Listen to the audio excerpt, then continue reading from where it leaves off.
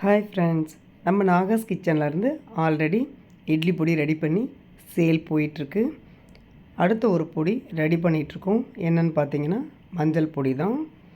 இதை மஞ்சள் விளையிற இடத்துலேருந்தே வாங்கிட்டு காய வச்சு உடச்சி மிஷினில் கொடுத்து அரைச்சிட்டு வந்து ஜலிச்சு க்ளீனாக ஸ்டோர் பண்ணி வச்சுருக்கோம்.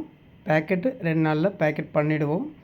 உங்களுக்கு யாருக்கு மஞ்சள் தூள் வேணுமோ இந்த நம்பருக்கு வாட்ஸ்அப் பண்ணுங்கள்.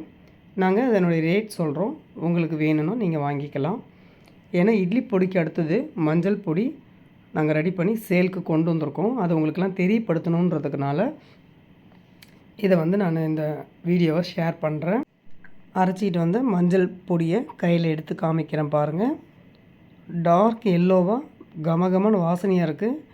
பியூரானது. நீங்கள் வாங்கி பார்த்தீங்கன்னா உங்களுக்கு தெரியும். அடுத்து பார்த்திங்கன்னா 1 by 1 2 பொடி பண்ணி சேலுக்கு கொண்டு வரலான் இருக்கேன்.